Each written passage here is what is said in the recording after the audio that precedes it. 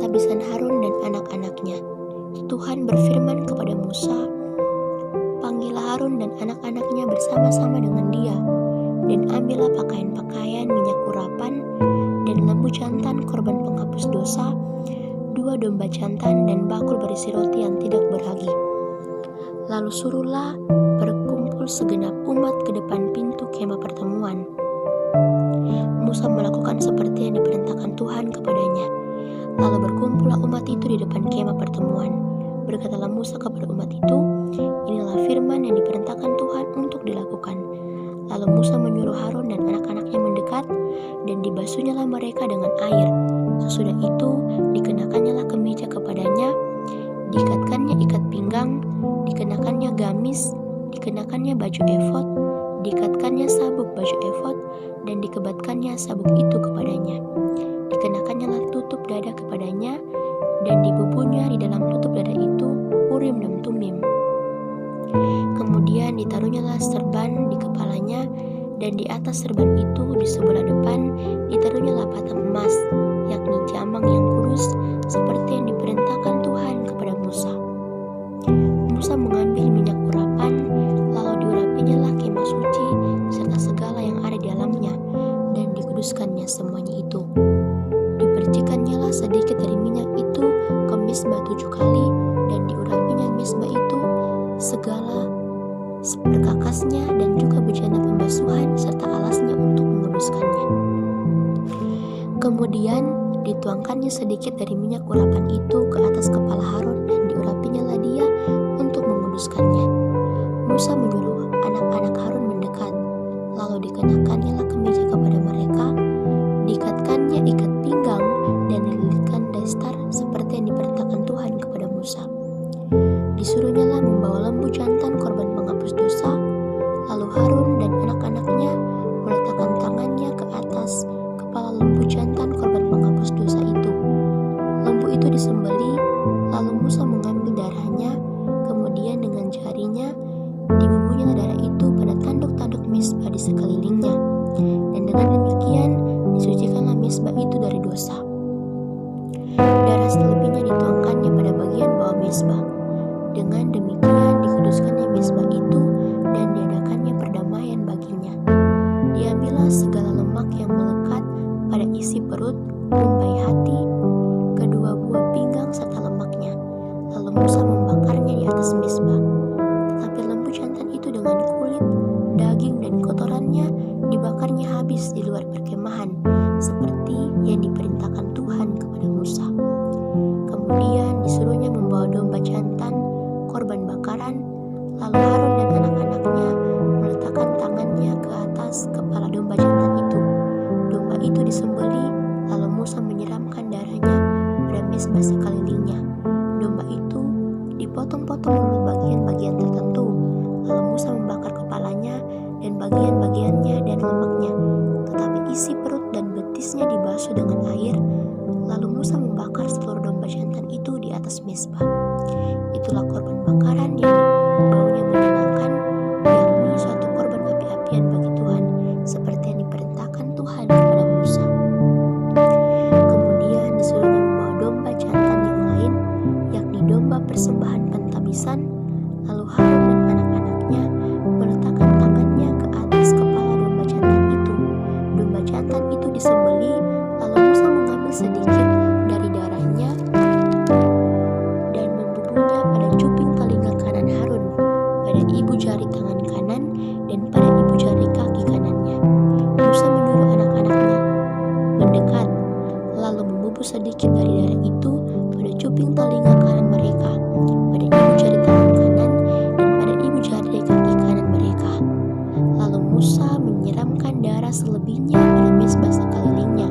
Diambilnya lemaknya, ekornya yang berlemak, segala lemaknya yang melekat pada isi perut, umpai hatinya, kedua buah pinggang, serta lemaknya dan paha kanannya. Dan dari dalam bakul berisi roti yang tidak beragi yang ada di hadapan Tuhan, diambilnya satu roti bundar yang tidak beragi, satu roti bundar yang diolah dengan minyak, dan satu roti tipis, lalu diletakkannya di atas segala lemak dan di atas paha kanan itu. Dan dan ditaruhnya seluruhnya di telapak tangan Harun dan di telapak tangan anak-anaknya, dan dipersembahkannya semuanya sebagai persembahan unjukan di hadapan Tuhan. Kemudian Musa mengambil semuanya dari telapak tangan mereka, lalu dibakarnya di atas mezbah, yaitu di atas korban bakaran. Itulah persembahan pentabisan untuk menjadi bau yang menyenangkan. Itulah suatu korban api-apian bagi Tuhan. Musa mengambil dari domba itu dan mempersembahkannya sebagai persembahan unjukan di hadapan Tuhan. Itulah yang dapat Musa sebagai bagiannya dari domba jantan persembahan pentabisan itu, seperti yang diperintahkan Tuhan kepada Musa. Dan lagi Musa mengambil sedikit dari minyak urapan dan dari darah yang di atas mezbah itu, lalu dipercikannya kepada Harun, ke pakaiannya, dan juga kepada anak-anaknya dan ke pakaian anak-anaknya. Dengan demikian ditabiskannya Harun pakaiannya dan juga anak-anaknya dan pakaian anak-anaknya. Berkatalah Musa kepada Harun dan kepada anak-anaknya, masaklah daging itu di depan pintu kemah pertemuan. Di sanalah mereka harus memakannya dengan roti yang ada di dalam bakul untuk persembahan pentabisan, seperti yang telah kuperintahkan, dengan berkata, Harun dan anak-anaknya haruslah memakannya, dan apa yang tinggal dari daging dan roti itu haruslah kamu bakar habis dengan api. Janganlah kamu pergi dari depan pintu kemah pertemuan selama 7 hari sampai kepada genapnya perayaan pentabisan, karena perayaan pentabisan akan berlangsung 7 hari lamanya, seperti yang diperbuat pada hari ini. Demikian juga diperintahkan Tuhan, kamu perbuat kelak untuk mengadakan perdamaian bagimu. Di depan pintu kemah pertemuan haruslah kamu tinggal siang malam 7 hari lamanya, dan kamu harus melakukan kewajibanmu terhadap Tuhan dengan setia, supaya janganlah kamu mati, karena demikianlah diperintahkan kepadaku. Maka Harun dan anak-anaknya melakukan segala firman yang diperintahkan Tuhan dengan perantaraan Musa. Para imam menerima jabatannya. Pada hari yang ke-8, Musa memanggil Harun serta anak-anaknya dan para tua-tua Israel. Lalu berkatalah ia kepada Harun, ambillah bagimu sendiri seekor lembu muda untuk korban penghapus dosa, dan seekor domba jantan untuk korban bakaran, kedua-duanya tidak bercela. Kemudian persembahkannya itu di hadapan Tuhan. Dan kepada orang Israel haruslah engkau berkata begini, ambillah seekor kambing jantan untuk korban penghapus dosa, dan seekor anak lembu dan seekor domba, masing-masing berumur 1 tahun, dan yang tidak bercela untuk korban bakaran, dan lagi seekor lembu dan seekor domba jantan untuk korban keselamatan, supaya dikorbankan di hadapan Tuhan. Dan korban sajian yang diolah dengan minyak, karena pada hari ini Tuhan akan menampakkan diri kepadamu. Kemudian dibawa mereka apa yang diperintahkan Musa ke kemah pertemuan, lalu mendekatlah segenap umat itu dan berdiri di hadapan Tuhan.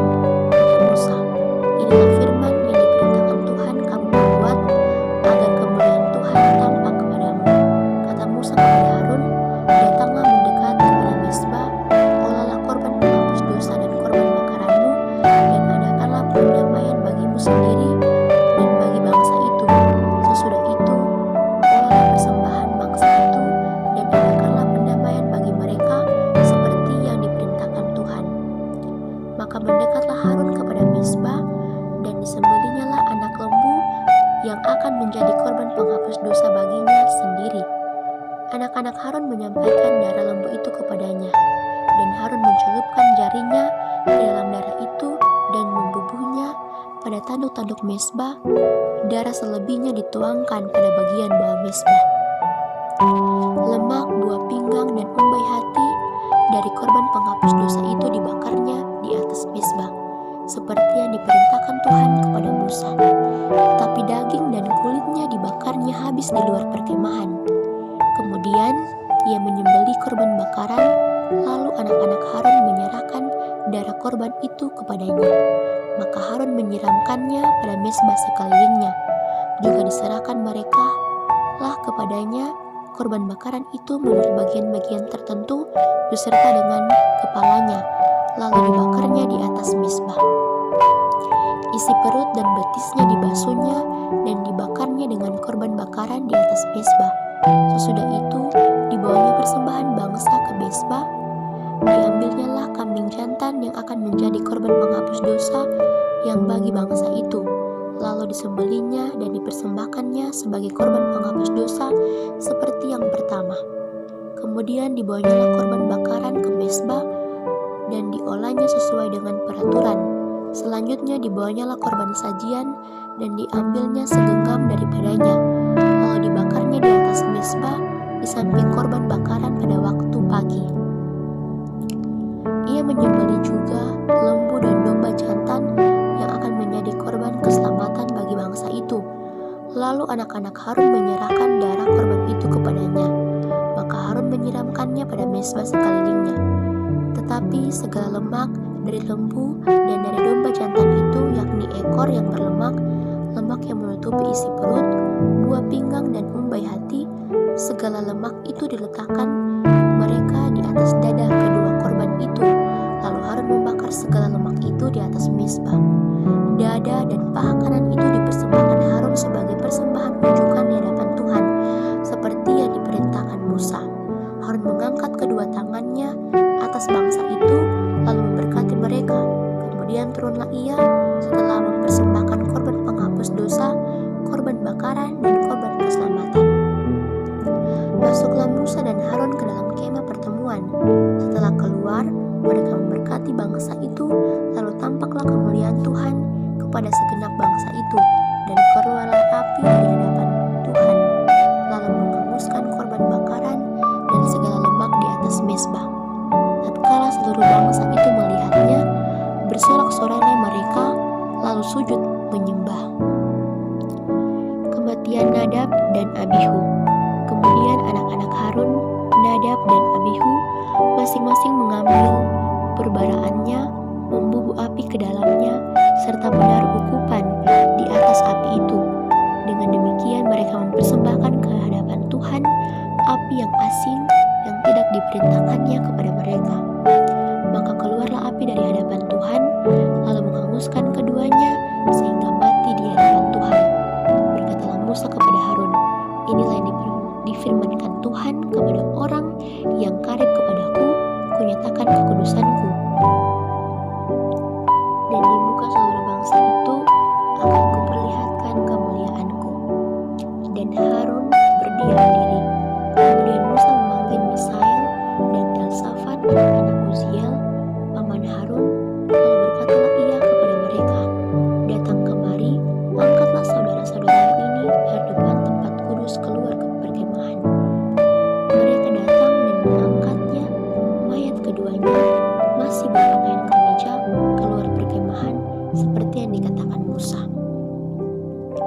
Kemudian berkatalah Musa kepada Harun dan kepada Eleazar dan Itamar, anak-anak Harun, janganlah kamu berkabung dan janganlah kamu berduka cita, supaya jangan kamu mati dan jangan Tuhan memurkai segenap umat ini. Tapi saudara-saudaramu, yaitu seluruh bangsa Israel, merekalah yang harus menangis karena api yang dinyalakan Tuhan itu. Janganlah kamu pergi dari depan pintu kemah pertemuan, supaya jangan kamu mati karena minyak urapan Tuhan ada di atasmu. Mereka melakukan sesuai dengan perkataan Musa. Larangan tentang minuman keras bagi imam yang menyelenggarakan kebaktian. Tuhan berfirman kepada Harun, janganlah engkau minum anggur atau minuman keras, engkau serta anak-anakmu, bila kamu masuk ke dalam kemah pertemuan, supaya jangan kamu mati. Itulah suatu ketetapan untuk selamanya bagi kamu turun-temurun. Haruslah kamu dapat membedakan antara yang kudus dan yang tidak kudus, antara yang najis dan yang tidak najis. Dan haruslah kamu mendapat pengajaran kepada orang Israel segala ketetapan yang telah difirmankan Tuhan kepada mereka dengan perantaraan Musa, bagian imam dari korban. Kemudian berkatalah Musa kepada Harun dan kepada Eleazar dan Itamar, anak-anak Harun yang tinggal itu, ambillah korban sajian yang tinggal dari segala korban apian-apian Tuhan, dan makanlah itu sebagai roti yang tidak beragi di samping mezbah. Karena itu itulah bagian Maha Kudus. Haruslah kamu memakannya di suatu tempat yang kudus, karena itulah ketetapan bagimu dan anak-anakmu dari segala korban api-apian Tuhan, sebab demikianlah diperintahkan kepadaku. Dada persembahan unjukan dan paha persembahan khusus itu haruslah kamu makan di suatu tempat yang tahir, engkau ini serta anak-anakmu laki-laki dan perempuan, karena semuanya diberikan sebagai ketetapan bagimu dan anak-anakmu dari segala korban keselamatan orang Israel. Paha persembahan khusus dan dada persembahan unjukan itu haruslah dibawa mereka ke tempat segala korban api-apian yang dari lemak itu, supaya dipersembahkan sebagai persembahan unjukan di hadapan Tuhan. Itulah suatu ketetapan untuk selamanya bagimu serta bagi anak-anakmu, seperti yang diperintahkan Tuhan. Kemudian Musa mencari dengan teliti kambing jantan korban penghapus dosa itu, tetapi ternyata kambing itu sudah habis dibakar. Sebab itu dimarahinyalah Eleazar dan Itamar, anak-anak Harun yang tinggal itu, katanya, "Mengapa tidak kamu makan korban penghapus dosa itu di tempat yang kudus? Bukankah itu sesuatu bagian Maha Kudus dan Tuhan memberikannya kepadamu supaya kamu mengangkut kesalahan umat itu dan mengadakan pendamaian bagi mereka di hadapan Tuhan? Lihat, darahnya itu tidak dibawa masuk ke dalam tempat kudus. Bukankah seharusnya kamu memakannya di tempat kudus seperti yang telah kuperintahkan?" Lalu berkatalah Harun kepada Musa, "Memang benar, pada hari ini mereka telah mempersembahkan korban penghapus dosa dan korban bakaran mereka ke hadapan Tuhan. Tetapi hal-hal seperti tadilah yang kualami. Jikalau pada hari ini aku memakan juga korban penghapus dosa, mungkinkah hal itu disetujui oleh Tuhan?" Ketika Musa mendengar itu, ia menyetujuinya. Binatang yang haram dan yang tidak haram. Lalu Tuhan berfirman kepada Musa dan Harun, katanya kepada mereka, "Katakanlah kepada orang Israel begini, inilah binatang-binatang yang boleh kamu makan dari segala binatang berkaki 4 yang ada di atas bumi. Setiap binatang yang berkuku belah, yaitu yang kukunya bersela panjang dan yang memamah biak, boleh kamu makan. Tetapi inilah yang tidak boleh kamu makan, dari yang memamah biak atau dari yang berkuku bola. Unta, karena memang memamah biak, tetapi tidak berkuku belah, haram itu bagimu. Juga pelanduk, karena memang memamah biak, tetapi tidak berkuku belah, haram itu bagimu. Juga kelinci, karena memang memamah biak, tetapi tidak berkuku belah, haram itu bagimu. Demikian juga babi hutan, karena memang berkuku belah, yaitu kukunya bersela panjang, tetapi tidak memamah biak, haram itu bagimu. Daging binatang-binatang itu janganlah kamu makan, dan bangkainya janganlah kamu sentuh, haram semuanya itu bagimu. Inilah yang boleh kamu makan dari segala yang hidup di dalam air, segala yang bersirip dan bersisik di dalam air, di dalam lautan dan di dalam sungai. Itulah semuanya yang boleh kamu makan. Tapi segala yang tidak bersirip atau bersisik di dalam lautan dan tidak di dalam sungai, dari segala yang berkeliaran di dalam air, dari segala makhluk hidup yang ada di dalam air, semuanya itu kejikan bagimu. Sesungguhnya haruslah semuanya itu kejijikan bagimu. Dagingnya janganlah kamu makan, dan bangkainya haruslah kamu jijikan. Segala yang tidak bersirip dan tidak bersisik di dalam air adalah kejijikan bagimu. Inilah yang harus kamu jijikan dari burung-burung. Janganlah dimakan, karena semuanya itu adalah kejijikan. Burung raja wali, ering janggut dan elang laut, elang merah dan elang hitam menurut jenisnya. Setiap burung gagak menurut jenisnya. Burung unta, burung hantu, camar dan elang sikap menurut jenisnya. Burung pangguk, burung dendang air, dan burung hantu besar, burung hantu putih, burung undan, burung aring, burung ranggung, bangau menurut jenisnya, merangai dan kelelawar. Segala binatang yang merayap dan bersayap dan berjalan dengan keempat kaki,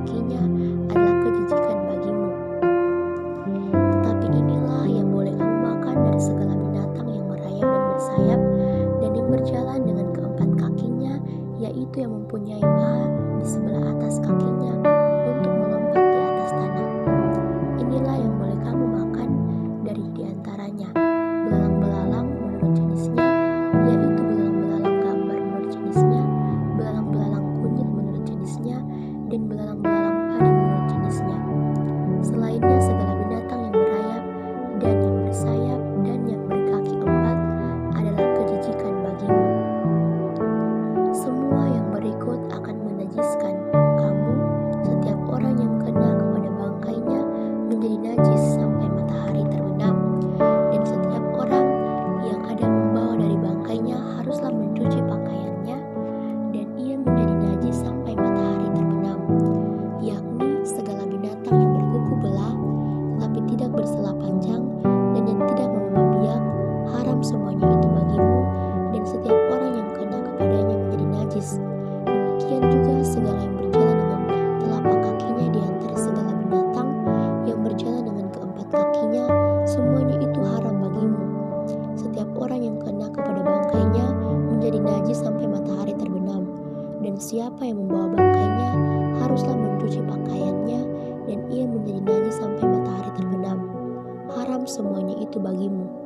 Inilah yang haram bagimu di antara segala binatang yang merayap dan berkeriapan di atas bumi: tikus buta, tikus, dan katak menurut jenisnya, dan landak, biawak, dan bengkarung, siput, dan bunglon. Itulah semuanya yang haram bagimu di antara segala binatang yang mengeriap. Setiap orang yang kena kepada binatang-binatang itu sesudah binatang-binatang itu mati menjadi najis sampai matahari terbenam.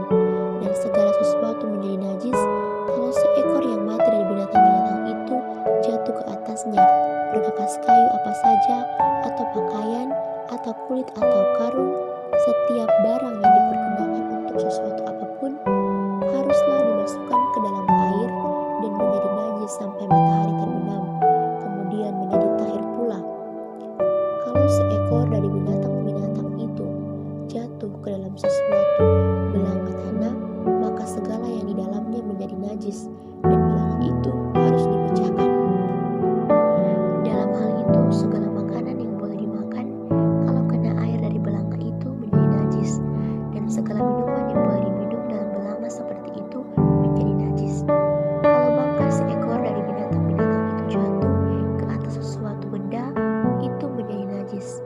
Makanan roti dan anggur haruslah dirembukan, karena semuanya itu najis dan haruslah najis juga bagimu. Tetapi mata air dan sumur yang membuat air tetap tahir, sedangkan siapa yang kena kepada bangkai binatang-binatang itu menjadi najis. Apabila bangkai seekor dari binatang-binatang itu jatuh ke atas benih apapun yang akan ditaburkan, maka benih itu tetap tahir. Tetapi apabila benih itu telah dibubuhi air, lalu ke atasnya jatuh bangkai seekor dari binatang-binatang itu, maka najislah benih itu bagimu. Apabila mati salah seekor binatang yang menjadi makanan bagimu, maka siapa yang kena kepada bangkainya menjadi najis sampai matahari terbenam.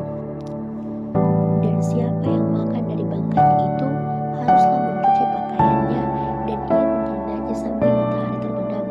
Demikian juga siapa yang membawa bangkainya haruslah mencuci pakaiannya, dan ia menjadi najis sampai matahari terbenam. Segala binatang yang merayap dan berkeriapan di atas bumi adalah kejijikan, janganlah dimakan.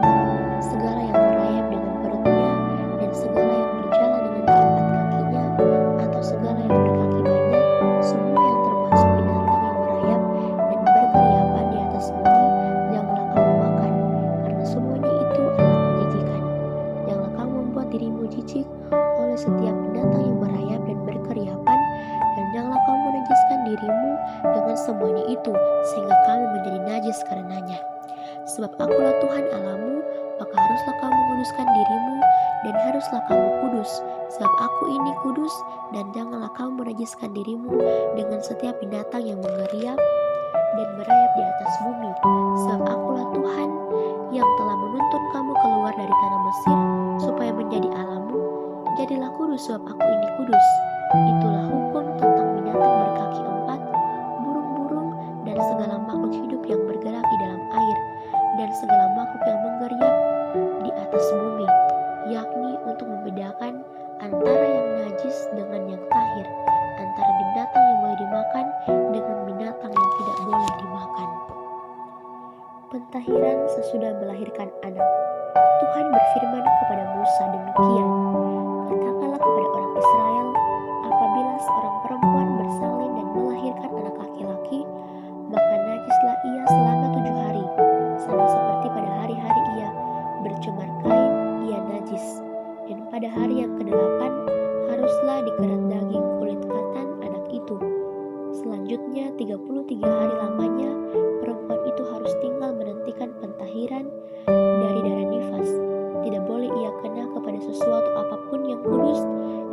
boleh ia masuk ke tempat kudus sampai sudah genap hari-hari pentahirannya. Tapi jikalau ia melahirkan anak perempuan, maka najislah ia selama 2 minggu, sama seperti pada waktu ia bercemar kain. Selanjutnya 66 hari lamanya ia harus tinggal menantikan pentahiran dari darah nifas. Bila sudah genap hari-hari pentahirannya, maka untuk anak laki-laki atau anak perempuan haruslah dibawanya seekor domba berumur 1 tahun sebagai korban bakaran dan sebagai korban penghapus dosa ke pintu kemah pertemuan dengan menyerahkannya kepada imam. Imam itu harus mempersembahkannya ke hadapan Tuhan dan mengadakan pendamaian bagi perempuan itu. Demikianlah perempuan itu ditahirkan dari leleran darahnya. Itulah hukum tentang perempuan yang melahirkan anak laki-laki atau anak perempuan.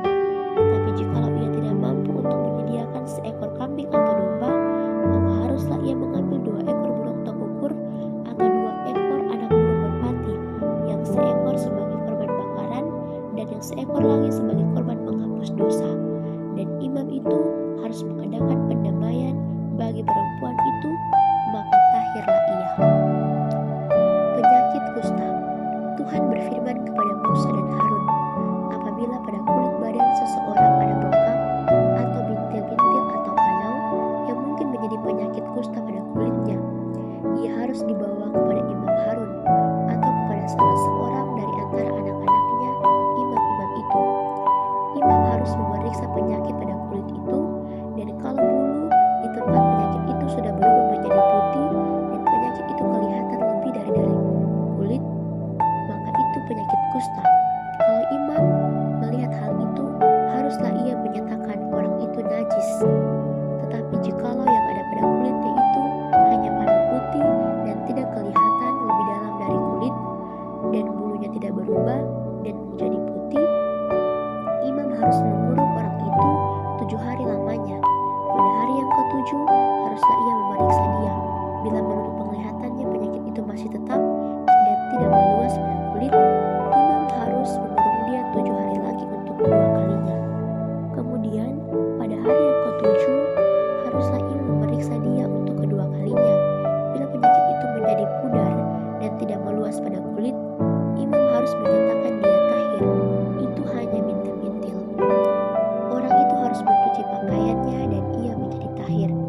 Tetapi jikalau bintil-bintil itu memang meluas pada kulit, sesudah ia minta diperiksa oleh imam untuk dinyatakan tahir, haruslah ia minta diperiksa untuk kedua kalinya. Kalau menurut pemeriksaan imam bintil-bintil itu meluas pada kulit, imam harus menyatakan dia najis. Itu penyakit kusta. Apabila seseorang kena kusta, ia harus dibawa kepada imam. Kalau menurut pemeriksaan imam pada kulitnya ada bengkak yang putih yang mengubah bulunya menjadi putih dan ada daging liar timbul pada bengkak itu, maka kusta idapanlah yang ada pada kulitnya. Imam harus menyatakan dia najis dengan tidak usah mengurung diri, karena orang itu memang sudah najis. Jikalau kusta itu timbul di mana-mana pada kulit sehingga menutupi seluruh kulit orang sakit itu dari kepala sampai kakinya, seberapa dapat dilihat oleh imam, dan kalau menurut pemeriksaannya kusta itu menutupi seluruh tubuh orang itu, maka ia harus dinyatakan tahir oleh imam. Ia seluruhnya telah berubah menjadi putih, jadi ia tahir. Tetapi pada waktu ada tampak daging liar padanya, najislah ia. Kalau daging liar itu dilihat oleh imam, ia harus menyatakan orang itu najis, karena daging liar itu najis dan itu penyakit kusta. Atau apabila daging liar itu susut dan berubah menjadi putih, haruslah orang itu datang kepada imam. Kalau menurut pemeriksaan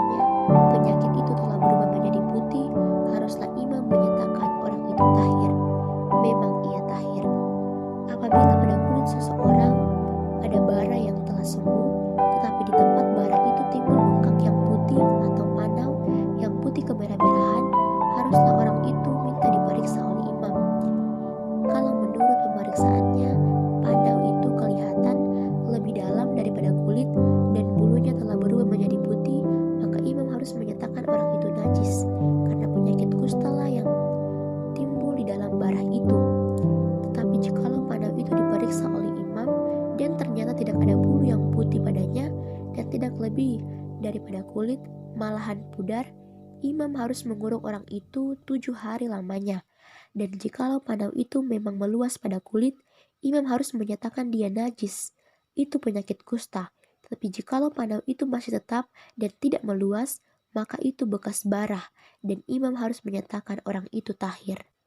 Atau apabila pada kulit seseorang ada lecur karena api dan daging liar yang timbul pada lecur itu menjadi panau yang putih kemerah-merahan atau putih, maka imam harus memeriksa panau itu. Bila ternyata bulu panau itu berubah menjadi putih dan panau itu kelihatan lebih dalam dari kulit, maka yang timbul di dalam lecur itu adalah penyakit kusta, dan imam harus menyatakan orang itu najis. Itu penyakit kusta. Tetapi jikalau menurut pemeriksaannya tidak ada pada panau itu bulu yang putih dan panau itu tidak lebih dalam daripada kulit, malahan pudar, imam harus mengurung orang itu 7 hari lamanya. Pada hari yang ke-7, imam harus memeriksa lagi dia.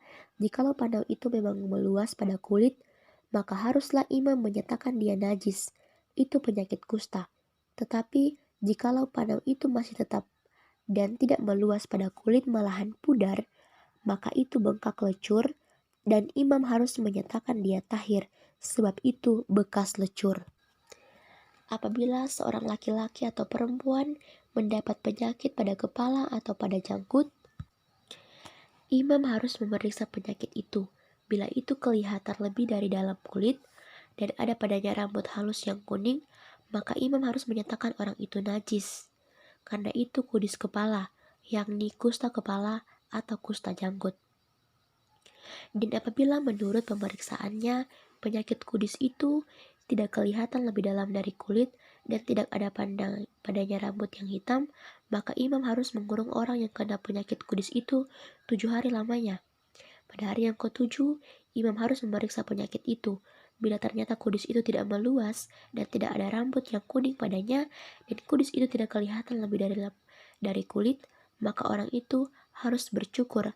Hanya tempat kudis itu tidak boleh dicukurnya. Lalu imam harus mengurung orang yang kena kudis itu untuk kedua kalinya 7 hari lagi. Kemudian pada hari yang ke-7, imam harus memeriksa lagi kudis itu. Bila ternyata kudis itu tidak meluas pada kulit dan tidak kelihatan lebih dalam dari kulit, maka imam harus menyatakan orang itu tahir, dan ia harus mencuci pakaiannya dan ia menjadi tahir. Tetapi jikalau kudis itu memang meluas pada kulit, sesudah ia dinyatakan tahir, dan menurut pemeriksaan imam kudis itu meluas pada kulit, maka imam tidak usah lagi mencari rambut yang kuning. Memang orang itu najis. Tetapi jikalau menurut penglihatan imam kudis itu masih tetap dan ada rambut hitam tumbuh pada kudis itu, maka kudis itu sudah sembuh dan orang itu tahir, dan imam harus menyatakan dia tahir. Apabila pada kulit seorang laki-laki atau perempuan ada panau-panau, yakni panau-panau yang putih, imam harus melakukan pemeriksaan. Bila ternyata pada kulitnya ada panau-panau pudar dan putih, maka hanya kuraplah yang timbul pada kulitnya dan orang itu tahir. Apabila rambut kepala seorang laki-laki meluruh dan ia hanya menjadi botak, ia tahir. Jikalau rambutnya meluruh pada sebelah mukanya dan ia menjadi botak sebelah depan, ia tahir. Tetapi apabila pada kepala yang botak itu sebelah atas atau sebelah depan ada penyakit yang putih kemerah-merahan, maka penyakit kustalah yang timbul pada bagian kepala yang botak itu. Lalu imam harus memeriksa dia. Bila ternyata bahwa bengkak pada bagian kepala yang botak itu putih kemerah-merahan dan kelihatannya seperti kusta pada kulit, maka orang itu sakit kusta dan ia najis, dan imam harus menyatakan dia najis karena penyakit yang di kepalanya itu. Orang yang sakit kusta harus berpakaian dan cabik-cabik, rambutnya terurai, dan lagi ia harus menutupi mukanya sambil berseru-seru, najis, najis. Selama ia kena penyakit itu, ia tetap najis. Memang ia najis, ia harus tinggal terasing di luar perkemahan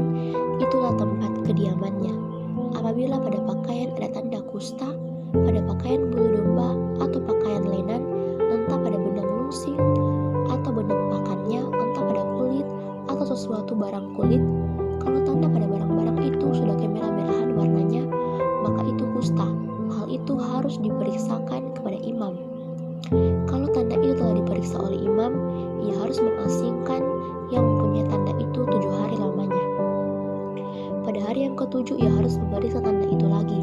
Apabila tanda itu meluas pada pakaian atau benang lungsin, atau benang pakan, atau pada kulit, entah untuk barang apapun kulit itu dipakai, maka itu adalah kusta yang jahat sekali, dan barang itu najis. Ia harus membakar barang-barang yang mempunyai tanda itu, karena itu kusta yang jahat sekali. Barang-barang itu harus dibakar habis. Tapi jikalau menurut pemeriksaan imam tanda itu tidak meluas pada barang-barang itu, maka imam harus memerintahkan orang mencuci barang yang mempunyai tanda itu. Lalu ia harus mengasingkannya 7 hari lagi untuk kedua kalinya. Kemudian sesudah barang itu dicuci, imam harus memeriksa tanda itu lagi. Bila ternyata rupa tanda itu tidak berubah, biarpun itu tidak meluas, maka barang itu najis dan engkau akan membakarnya habis. Karena tanda itu semakin mendalam pada sebelah belakang atau sebelah muka. Dan jikalau menurut pemeriksaan imam, tanda itu menjadi pudar setelah dicuci, maka ia harus mengoyakkannya dari barang-barang itu. Tapi jikalau tanda itu tampak pula pada barang-barang itu, maka itu kusta yang sedang timbul. Barang yang mempunyai tanda itu haruslah kau bakar habis. Tetapi barang-barang yang telah kau cuci sesudah tanda itu lenyap daripadanya, haruslah dicuci untuk kedua kalinya, barulah menjadi tahir. Tetapi itulah hukum tentang kusta yang pada pakaian bulu domba atau lenan, atau pada benang lungsin, atau pada benang pakan, atau pada setiap barang kulit, untuk menyatakan tahir atau najisnya. Tuhan berfirman kepada Musa, inilah yang harus menjadi hukum tentang orang yang sakit kusta pada hari pentahirannya. Ia harus dibawa kepada imam, dan imam harus pergi keluar perkemahan. Kalau menurut pemeriksaan imam, penyakit kusta itu telah sembuh daripadanya, maka imam harus memerintahkannya supaya bagi orang yang akan ditahirkan itu diambil 2 ekor burung yang hidup dan yang tidak haram, juga kayu aras, kain kirmisi, dan hisop. Imam harus memerintahkan supaya burung yang seekor disembelih di atas belanga tanah berisi air mengalir, tetapi burung yang masih hidup haruslah diambilnya bersama-sama dengan kayu aras, kain kirmisi, dan hisop. Lalu bersama-sama dengan burung itu, semuanya harus dicelupkannya ke dalam darah burung yang sudah disembelih di atas air mengalir itu. Kemudian, ia harus memercik 7 kali kepada orang yang akan ditahirkan dari kusta itu, dan dengan demikian mentahirkan dia. Lalu burung yang hidup itu haruslah dilepaskannya ke padang. Orang yang akan ditahirkan itu haruslah mencuci pakaiannya, mencukur seluruh rambutnya, dan membasuh tubuhnya dengan air, maka ia menjadi tahir. Sesudah itu ia boleh masuk ke dalam perkemahan, tetapi harus tinggal di luar kemahnya sendiri 7 hari lamanya. Maka pada hari yang ke-7 ia harus mencukur seluruh rambutnya, rambut kepala, janggut, alis, bahkan segala bulunya harus dicukur. Pakaiannya dicuci dan tubuhnya dibasuh dengan air, maka ia menjadi tahir. Pada hari yang ke-8, ia harus mengambil 2 ekor domba jantan yang tidak bercela dan seekor domba betina berumur 1 tahun yang tidak bercela dan 3/10 eva tepung yang terbaik diolah dengan minyak sebagai korban sajian serta 1 log minyak. Imam yang melakukan pentahiran itu harus menempatkan orang yang akan ditahirkan bersama-sama dengan persembahannya di hadapan Tuhan di depan pintu kemah pertemuan, dan ia harus mengambil domba jantan yang seekor dan mempersembahkannya sebagai tebusan salah bersama-sama dengan minyak yang 1 log itu, dan ia harus mempersembahkannya sebagai persembahan unjukan di hadapan Tuhan. Domba jantan itu harus disembelihnya di tempat orang menyembelih korban menghapus dosa dan korban bakaran di tempat kudus, karena korban penebus salah, begitu juga korban menghapus dosa adalah bagian imam. Itulah bagian Maha Kudus. Imam harus mengambil sedikit dari darah tebusan salah itu dan harus membubuhnya pada cuping telinga kanan dari orang yang akan ditahirkan, dan pada ibu jari tangan kanan, dan pada ibu jari kaki kanannya. Imam harus mengambil sedikit dari minyak yang 1 log itu dan menuangnya ke telapak tangan kiri imam sendiri, ia harus mencelupkan jari kanannya ke dalam minyak yang di telapak tangan kirinya itu, dan sedikit dari minyak itu haruslah dipercikannya dengan jarinya 7 kali di hadapan Tuhan. Dari minyak selebihnya, imam harus membubuh sedikit pada cuping telinga kanan orang itu, pada bagian ibu jari tangan kanannya, dan pada ibu jari kaki kanannya, di tempat mana darah tebusan salah dibubuhkan. Dan apa yang tinggal dari minyak itu haruslah dibubuhnya pada kepala orang yang akan ditahirkan. Dengan demikian, imam mengadakan pendamaian bagi orang itu di hadapan Tuhan. Imam harus mempersembahkan korban penghapus dosa dan dengan demikian mengadakan pendamaian bagi orang yang akan ditahirkan dari kenajisannya. Dan sesudah itu, ia harus menyembelih korban bakaran. Kemudian, imam harus mempersembahkan korban bakaran dan korban sajian di atas mezbah. Dengan demikian, imam mengadakan pendamaian bagi orang itu, maka ia menjadi tahir. Tetapi jikalau orang itu miskin dan tidak mampu, ia harus mengambil domba jantan seekor saja sebagai tebusan salah untuk persembahan unjukan, supaya diadakan pendamaian bagi orang itu, juga 10 eva tepung yang terbaik diolah dengan minyak untuk korban sajian, dan 1 log minyak. Dan lagi 2 ekor burung tekukur atau 2 ekor burung merpati sekedar kemampuannya, yang seekor harus menjadi korban penghapus dosa, dan yang seekor lagi menjadi korban bakaran. Pada hari yang ke-8, ia harus membawa semuanya untuk pentahirannya kepada imam, ke depan pintu kemah pertemuan di hadapan Tuhan. Kemudian imam harus mengambil domba tebusan salah dan minyak yang 1 log itu. Lalu imam harus mempersembahkan semuanya sebagai persembahan unjukan di hadapan Tuhan.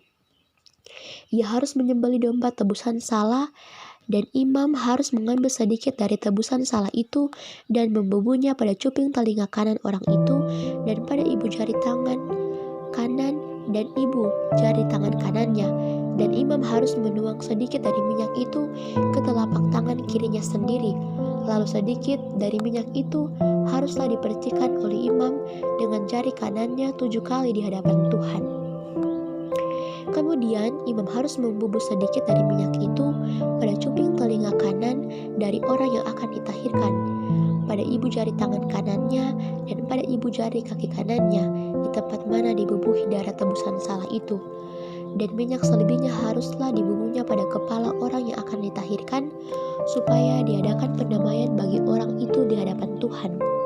Lalu ia harus mempersembahkan seekor dari kedua burung tekukur atau anak burung merpati yang dibawa orang itu sekedar kemampuannya, yang seekor sebagai korban penghapus dosa dan yang seekor lagi sebagai korban bakaran di samping korban sajian. Dengan demikian imam mengadakan pendamaian bagi orang yang akan ditahirkan di hadapan Tuhan. Itulah hukum tentang pentahiran seorang yang kena kusta yang tidak mampu. Tuhan berfirman kepada Musa dan Harun, apabila kamu masuk ke tanah Kanaan yang akan kuberikan kepadamu menjadi milikmu, dan aku mendatangkan tanda kusta di sebuah rumah di negeri milikmu itu, maka pemilik rumah itu harus datang memberitahukannya kepada imam, ada kelihatan seperti tanda kusta di rumahku. Maka imam harus memerintahkan supaya rumah itu dikosongkan sebelum ia datang memeriksa tanda kusta itu, supaya jangan menjadi najis segala yang ada di dalam rumah itu. Dan sesudah itu barulah imam datang untuk memeriksanya. Kalau menurut pemeriksaannya tanda pada dinding rumah itu merupakan lekuk-lekuk yang kehijau-hijauan atau kemerah-merahan warnanya yang kelihatan lebih dalam dari permukaan dinding itu, imam harus keluar dari rumah itu, lalu berdiri depan pintu rumah dan menutup rumah itu 7 hari lamanya. Pada hari yang ke-7, imam harus datang kembali. Kalau menurut pemeriksaannya tanda kusta itu menjual, maka imam harus memerintahkan supaya orang mengungkit batu-batu yang kena tanda itu dan membuangnya keluar ke kota, ke suatu tempat yang najis. Dan ia harus mengikis rumah itu sebelah dalam berkeliling, dan kikisan lepa itu haruslah ditumpahkan keluar kota ke suatu tempat yang najis. Dan orang harus mengambil batu-batu lain lalu memasangnya sebagai pengganti batu-batu tadi, dan harus mengambil lepa lain dan melepa rumah itu. Tetapi jikalau tanda itu timbul lagi di dalam rumah itu sesudah batu-batunya diukit dan sesudah rumah itu dikikis, bahkan sesudah dilepa lagi, dan kalau imam datang dan menurut pemeriksaannya tanda itu meluas dalam rumah, maka kusta ganaslah yang di dalam rumah itu, dan rumah itu najis. Rumah itu haruslah dirombak, yakni batunya, kayunya, dan segala lepa rumah itu, lalu dibawa semuanya keluar kota ke suatu tempat yang najis. Dan orang yang masuk ke dalam rumah itu, selama rumah itu ditutup, menjadi najis sampai matahari terbenam. Dan orang yang tidur di dalam rumah itu haruslah mencuci pakaiannya. Demikian juga orang yang makan dalam rumah itu haruslah mencuci pakaiannya. Tetapi jikalau imam datang dan menurut pemeriksaannya tanda itu tidak meluas di dalam rumah itu, sesudah dilepa, maka imam harus menyatakan rumah itu tahir karena tanda itu telah hilang. Kemudian untuk menyucikan rumah itu haruslah ia mengambil 2 ekor burung, kayu aras, kain kirmisi, dan hisop. Burung yang seekor haruslah disembelihnya di atas belanga tanah berisi air mengalir, lalu ia harus mengambil kayu aras dan hisop, kain kirmisi, dan burung yang masih hidup itu, dan mencelupkan semuanya ke dalam darah burung yang sudah disembelih dan ke dalam air mengalir itu. Kemudian ia harus memercik kepada rumah itu 7 kali. Dengan demikian ia harus menyucikan rumah itu dengan darah burung, air mengalir, burung yang hidup, kayu aras, hisop, dan kain kirmisi. Dan burung yang hidup itu harus dilepaskannya keluar kota ke padang. Dengan demikian ia mengadakan pendamaian bagi rumah itu, maka rumah itu menjadi tahir. Itulah hukum tentang setiap penyakit kusta, kudis kepala, tentang kusta pada pakaian